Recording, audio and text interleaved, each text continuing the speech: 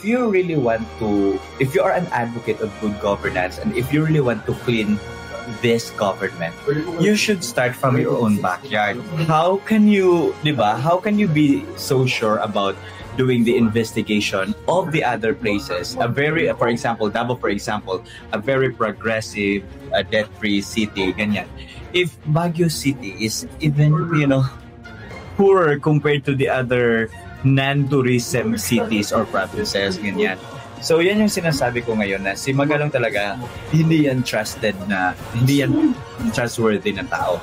If hindi ako nagkakamali, I was really looking for the interview, one of Magalong's interviews na kung saan sinabi niya na idol niya si Ping Lacson. Ping Lacson. Si Ping Lacson. Pareho yan sila ng background, more on the men in uniform, parang ganyan. So, hinahanap ko talaga yun na sinasabi niya na idol si Ping Lacson. And if you study the entire hearing, it was Ping Lacson. It was during his privileged speech na sinabi niya na there are 67 congressmen, contractors, ganyan. Pero up until now, he cannot mention the names of those contractors na na-investigate niya. The way I see it is this. Para bang ginagawa nilang milking cow yung mga tao na, hey, give us a budget, give us funds in preparation for 2028. Hindi ka namin i-imbestigahan. I-focus namin dito lahat para ikaw absueldo ka. Wala ka ng problema. That's my assessment. I'm not reporting news, baka sabihin nyo naman fake news ito. This is purely an opinion. So yan yung nakikita ko na parang kung saan sila pwedeng magkapamera in preparation for 2028 national elections, yan yung tinatarget nila. Because negotiations, for example, contractor ako, kinausap ko, hey, i-hearing ka namin, i-imbestigahan ka namin. Kung di ba ito mapag-usapan, di ba? Ganyan yung mga ganap pagsabi ng contractor na, ito, 300 million. Money. 300 million, if you're gonna use that in elections, marami ka na matulungan, marami na yung ayuda, marami ka na mabibiling boto niyan. Diba? So, saan ba? Are you gonna stress yourself over an investigation that is purely political, an investigation that is a part of a bigger PR campaign of the enemies, or just get the money, spare that person, don't talk about that person, and then divert the attention of the masses? Yan yung ginagawa yun. Yan yung route na ginagawa ni Magalong. Kaya I don't really trust Magalong. Interesting yung comment dito ni John Angelo Riveza. Sabi niya, Ms. Chloe, ang defense nila, may MOA daw ang good governance sa DPWH. That's very, very questionable. That's very, very questionable. Anong entity yung good governance? Kaya nga. Sino sila para magkaroon ng MOA sa DPWH? Right. And what makes them an authority that would allow them to inspect other jurisdiction? Let's see, if this is true to sinasabi ni Jan, nakakaloka yan. Bakit magra-rise up si Magalong sa ganung level? That is moral authority cannot be questioned. Diba? Hindi, good governance. Talaga? Kayo na ang good governance? Correct. Tapos isa pa ang hindi ko talaga maintindihan, you already tendered your resignation. Tapos bigla kang bumalik sa Davao na may make sure ka na kung ano-ano na lang. Yung, di ba, nakita nyo naman yung mga photos na pinost. And you know what? The residents, the place na in-investigate nila, sila na mismo yung nagde-defend. So, meaning to say, if yan yung mga ginagawa ng mga residente, there is really something wrong with the investigation. And it's quite unfair ba na when it comes to flooding in Davao, yung iniingay daw ng background. When it comes to flooding in Davao, 2 to 3 hours, wala na, humuhupa na yung baha. Okay na yun. Ganyan dito sa Davao. Unlike in Metro Manila or maybe in Cebu, na kung saan, diba, nakita nyo naman ang effect ngayon. Ang dami ng bagyo na dumaan na kung saan ang Davao affected din. Pero kung nakikita ninyo, we don't really beg for help. Diba? Because our LGU is capable of taking care of the welfare of its constituents. So ganyan ka ang Davao City. And if you look at Davao City before, lalo na yung sa Davao River, mahirap talaga, bumabaha talaga, ganyan. And there are places talaga na madaling bumaha dito, yung mga flood-prone areas. And it's pretty normal for a city na very industrialized city ba, it's really normal. That's why there are flood control projects nga na ginawa to resolve these issues, di ba?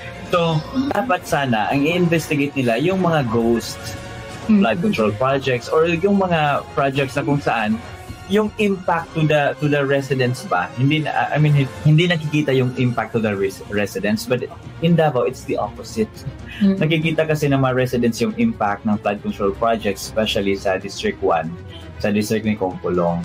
Now, why am I saying that this is also a political? It's because Bulacan is top 1 in terms of the budget allocation. Bulacan that are really flood prone. Yeah. Okay? But why are we not investigating Bulacan why are they not investigating Bulacan the way they investigate Davao? Why is there no new news na about it, 'di ba? Kasi yung investigation na doon lang lumabas ang about sa Bulacan But they are not talking about the projects there. They are talking about the district engineer. You know what I mean? But now in Davao, they are directly talking about the projects, not with the district engineer. So that's the angle that we want you guys to really comprehend and understand. Because this administration is doing its very best to pull us thinking or rational Filipino people. For me, yung kay Magalong kasi, there's really lack of consistency. Masyadong paasa si Magalong na galit siya sa korupsyon, galit siya sa ganyan. And I gave him that, nung start na nagsasalita si Magalong, I gave him that. Sige, kontra ka, ayaw mo sa korupsyon, ganyan. Di go. Diba? Supportahan kita dyan. However, yung Kenneth ni Magalong kasi, hindi niya binabackupan ng real deal action.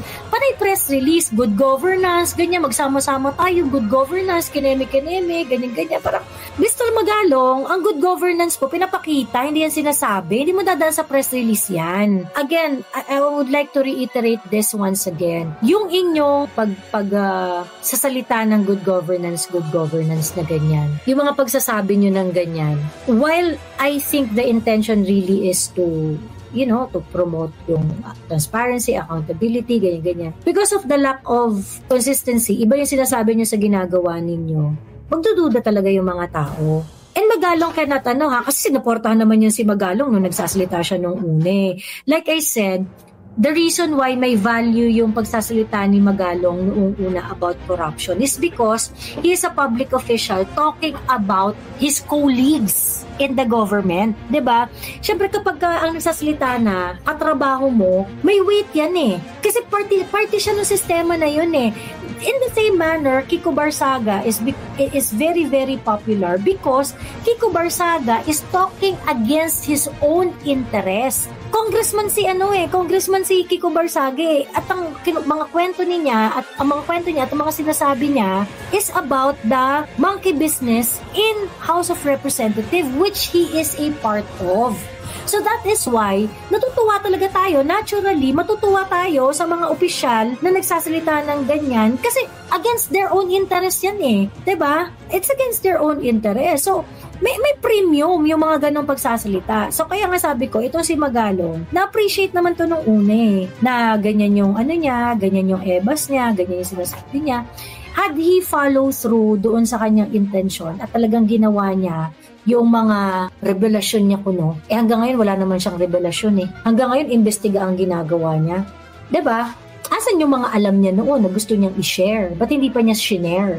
So, I think na Magalong really falls short sa standard ng good leader. He is just a fair weather politician, and I think because he is he desires to have a higher position in the future, yung mga ginagawa niya ngayon is really about that.